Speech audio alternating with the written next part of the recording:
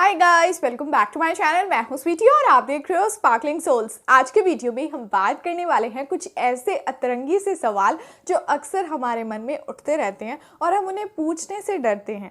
पर मेरे पास कुछ लोगों ने ऐसे सवाल भेजे और मुझे लगा कि ऐसे सवालों के जवाब इन्हें पर्सनली देने से ज़्यादा अच्छा है कि मैं इन पर एक पूरा वीडियो बना दूं जिससे आप सबके भी डाउट्स क्लियर हो जाए। और ये रही हमारे सवालों की लिस्ट। इसमें से पहला सवाल ये है कि हाय दी, क्या स्पेसिफिक पर्सन को मैनिफेस्ट करने के समय नो कांटेक्ट में अगर मैं हूं तो मैं क्या उसे कॉल या मैसेज कर सकती हूँ?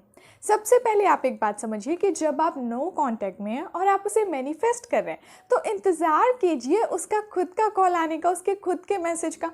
क्योंकि जब आप किसी प्रोसेस पे हो तो आपको वेट करना है, यूनिवर्स पे ट्रस्ट रखना है और देखते जाना है कि कैसे आपकी चीज़ें मैनिफेस्ट होती हैं। अगर आप खुद आगे बढ़ के उसे कॉल कर लोगे तो ये आप कभी समझ ही नहीं पाओगे कि मैनिफेस्ट किया कैसे जाता है, एक्चुअली चीज़ों को अट्रैक्ट किया कैसे जाता है। अगर आप खुद उसे कॉल कर लोगे तो आप कहीं ना कहीं उसे चेस कर रहे हो, और आप चेस भी कर रहे हो और टेक्निक भी कर रहे हो, तो दोनों में से एक ही चीज़ वर्क करती है। दोनों चीज़ें कभी वर्क नहीं करती, इसलिए आपको थोड़ा वेट करना चाहिए।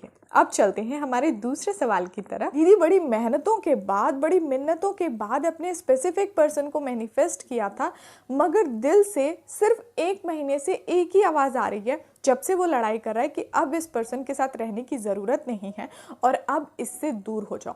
तो मुझे क्या करना चाहिए? प्लीज़ मुझे गाइड कीजिए। देखिए, सबसे पहले आपने अपने मन की कर ली, आपने उसे मैनिफेस्ट किया, यूनिवर्स ने आपको दिया, आपने सब कुछ सुन लिया और अब आप उसके साथ रह भी रहे हो और 1 महीने से बार बार आपके दिल में एक ही थॉट आ रहा है कि आपको इससे अलग होना है। तो इस समय आपको अपने मन की आवाज़ सुननी चाहिए, क्योंकि जब आपकी इनर सेल्फ आपको इतना स्ट्रॉन्ग मैसेज दे रही है, आपको गाइड कर रही है और ये मैसेज आपको समझ में भी आ रहा है, बार बार अपने मन में उस आवाज़ को सुन रहे हो, तो आपको उस इनर सेल्फ के अकॉर्डिंग ही एक्शन लेना चाहिए। क्योंकि ये सारी जो चीज़ें होती हैं जो आपको अपने इनर सेल्फ की आवाज़ सुनाई देती है, वो बहुत टाइम के बाद आपको सुनाई देती है। आपको बहुत सारी स्पिरिचुअल प्रैक्टिसेस को करना पड़ता है, तब आप इतने स्ट्रॉन्ग मैसेज को सुन पाते हो और समझ पाते हो। और जब ये आवाज़ आपको कुछ गाइड कर रही है, आपको मैसेज दे रही है, तो आपको ज़रूर इनकी बातें मानना चाहिए।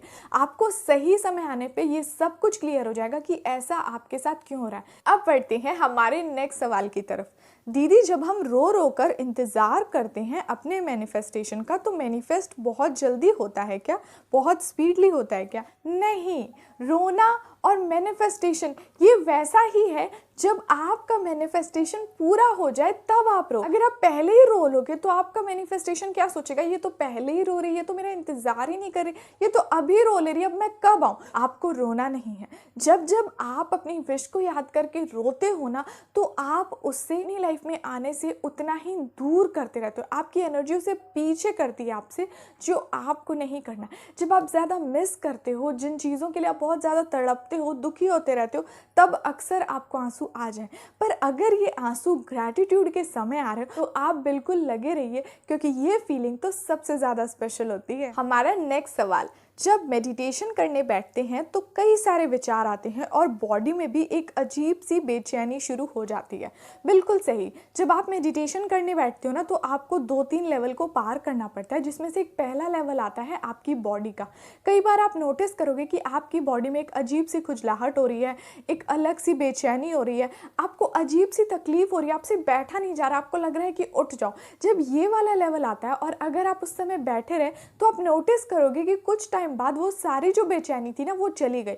ये मैंने खुद पे अप्लाई किया और बहुत टाइम तक इसे यूज़ किया, तब मुझे समझ में आया कि जितनी देर मैं बैठे रही उतनी जल्दी वो सारी चीज़ें चली गई। कई बार ना लड़ाई होती है, आपकी बॉडी भी लड़ती है, आपकी इनर सेल्फ भी लड़ती है। कुछ टाइम बाद आप नोटिस करोगे कि आपकी बॉडी भी आपका साथ देने लगी। ये सेम चीज़ मैंने अपनी मम्मी को भी बताई थी और मैंने उनसे कहा था कि उठने की ज़रूरत नहीं है, आप कोशिश करना जितनी देर बैठ सको उतनी देर बैठने की कोशिश करना।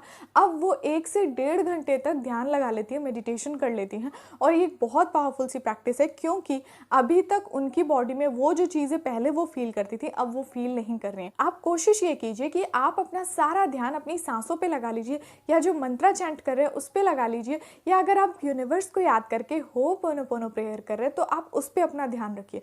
जिस चीज़ पे आप अपना ध्यान लगाओगे कुछ टाइम बाद आप देखोगे कि वो सारी जो बेचैनियाँ थी ना वो अपने आप चली गई या अपने आप शांत हो चुकी हैं। अब बढ़ते हैं हमारे नेक्स्ट सवाल की तरफ।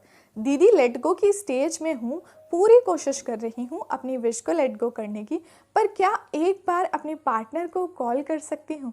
अगर आप लेट गो कर रहे हो तो आप अपनी विश से डिटैच हो रहे हो, और अगर आप अपनी विश से डिटैच हो रहे हो तो आपने ये मान लिया है कि आप जिन चीज़ों को मैनिफेस्ट कर रहे हो वो आपकी लाइफ में हो गया। अब लेट गो करने के बाद विश पूरी होने का इंतज़ार तो कीजिए। अगर आप पहले ही कॉल कर दोगे तो आपने इतनी सारी जो मेहनत की ना उस पर आप पानी फेर दोगे। जब इतना वेट किया है तो थोड़ा सा और वेट कर लीजिए और इंतज़ार कीजिए कि कैसे यूनिवर्स आपको सरप्राइज़ देते हैं। और हमारा नेक्स्ट सवाल, अगर हम गलत रास्ते पर होते हैं तो यूनिवर्स कैसे बताते हैं? जब भी आप गलत रास्ते पर होते हो तो यूनिवर्स आपको कई सारी चीज़ें दिखाते हैं, कई सारे अलग अलग तरीके से गाइड करने की कोशिश करते हैं। ये इतना सुंदर आपने सवाल पूछ लिया है। अगर इस सवाल पे मैं अगर इतना छोटा सा जवाब दे दूंगी तो इस सवाल के साथ जस्टिस करना नहीं हुआ। इस पर मैं एक सेपरेट वीडियो शेयर करूंगी जिसमें वो सारी चीज़ें बताऊंगी जो आपको नहीं करनी है और जिसे देखते साथ आपको तुरंत वहीं स्टॉप हो जाना है। और अब बढ़ते हैं हमारे नेक्स्ट सवाल की तरफ। दीदी, मैंने अपनी विश को मैनिफेस्ट करने के एक दिन पहले जब प्रोसेस शुरू किया था तब मैंने रात को खाना खाया था, पर अगले दिन जब मैंने प्रोसेस किया तब मैंने खाना नहीं खाया, तो इससे क्या मेरी टेक्निक पे कोई अफेक्ट होगा? जी नहीं, वो टेक्निक आपकी फीलिंग्स देखती है, आपका खाना नहीं। आप खाना खाओ या नहीं खाओ, या भूल जाओ या कम खाओ, इससे कोई फर्क नहीं पड़ता है। आप बस दिल से बिलीव रखो और इस तरह के छोटे छोटे डाउट्स अपने मन में ना लाओ, क्योंकि ये चीज़ें खाने पर तो है ही नहीं, ये फीलिंग्स पर है, ये ग्रैटिट्यूड की पावर है और ये आपकी सच्ची दिल की इच्छा पर निर्भर करता है। आप दिल से और पूरे बिलीव से इस जर्नी में आगे बढ़िए। तो आप भी बताइएगा, आपके भी इन सारे सवालों में से कोई एक दो सवाल थे क्या? और अगर थे तो मुझे ज़रूर बताइएगा कि आपको कौन से सवाल का जवाब इस वीडियो से मिल गया। सो गाइस, अब हम मिलते हैं नेक्स्ट वाले वीडियो में। तब तक आप अपना ध्यान रखिए और खुश रहिए। Bye bye.